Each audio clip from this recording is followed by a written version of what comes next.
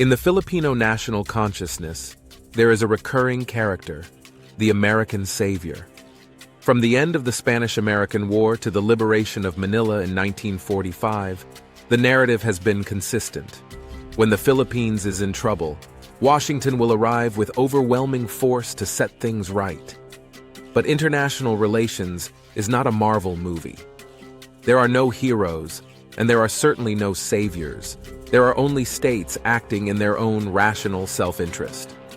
Today, as tensions rise in the West Philippine Sea, we are told that the Mutual Defense Treaty is an ironclad shield. But if we look at the cold, hard math of game theory and the foundational principles of Realist IR theory, a much darker reality emerges. The United States isn't protecting the Philippines because it values Filipino sovereignty. It is using the Philippines as a tactical speed bump to slow down a peer competitor. In this video, we're going to strip away the sentimentality and look at the tragedy of great power politics. We're going to explain why, in the eyes of Washington, the Philippines isn't a partner to be saved. It's a pawn to be played.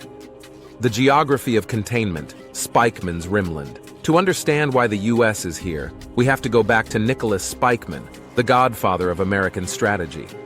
Spikeman famously said, "Geography is the most fundamental factor in the foreign policy of states because it is the most permanent." Spikeman developed the Rimland theory.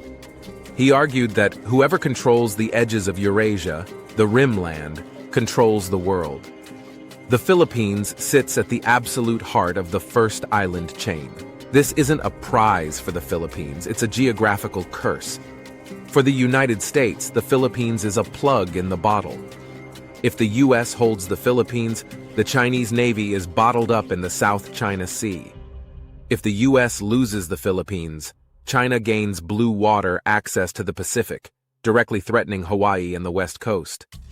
As John Mearsheimer, the leading proponent of offensive realism, argues, great powers do not want allies for the sake of friendship. They want offshore balancers. The U.S. is in the Philippines to ensure that China does not become a regional hegemon. The moment the Philippines stops being useful for that specific goal, or the moment the cost of holding that plug becomes too high, the savior will vanish. This is the asymmetry of interest that Manila often ignores.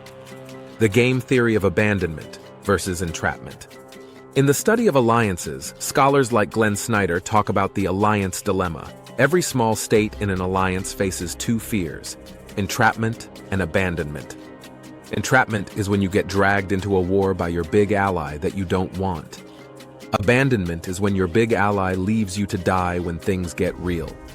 Currently, the Philippines is suffering from both.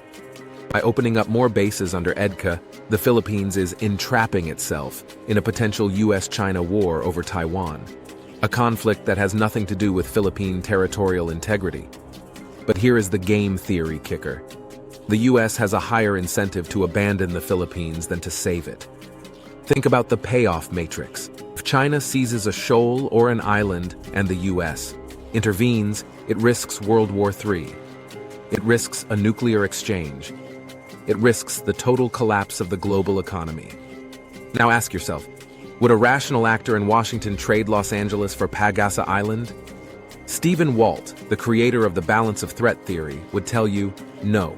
Great powers will always prioritize their own survival over the territorial integrity of a secondary ally. The U.S. red lines are intentionally blurry because they want the flexibility to walk away if the price of saving Manila becomes too expensive. The security dilemma, the target on your back. There is a common misconception that more American troops equals more safety. But Robert Jervis, a giant in IR theory, gave us the concept of the security dilemma. When one state increases its security by bringing in U.S. missiles and bases, it automatically decreases the security of its neighbor, China. China doesn't see these bases as defensive, they see them as an encirclement. By acting as the unsinkable aircraft carrier for the U.S., the Philippines has effectively painted a bullseye on its own forehead. In a conflict, the first thing China will do isn't to attack San Francisco, it's to neutralize the threats in its own backyard. That means the Philippines becomes the primary battlefield. In this scenario, the US is saved because the war is fought 7,000 miles away from Washington. The Philippines, however, is destroyed. This is the definition of a buffer state. A buffer state isn't there to be saved. It's there to absorb the first blow so the superpower doesn't have to. Conclusion. Agency over dependency. Oh, why is the US not the Philippines' savior? Because saving implies a moral obligation. In the world of realpolitik, there is no morality, only the cold calculation of power. The US will stay as long as the Philippines is a cheap way to contain China. The moment the game changes, the moment China offers the US a grand bargain, or the moment American public opinion turns against forever wars, the Philippines will find itself in the same position as South Vietnam in 1975, or the Kurds in northern Syria. The path forward for the Philippines isn't to find a better savior. As many IR scholars suggest, the only way for a middle power to survive is through multi-alignment and strategic autonomy. By putting all its eggs in the American basket, Manila has lost its leverage. It has become a pawn in a game it doesn't control. If you want to survive the tragedy of great power politics, you have to stop waiting for a savior and start acting like a sovereign. Because in the game of empires, the prize is always the first thing to be sacrificed. If you found this deep dive into IR theory helpful, hit the like button and subscribe. Do you think the US will actually show up when the first shot is fired? Or are we just a buffer? Let's talk about it in the comments.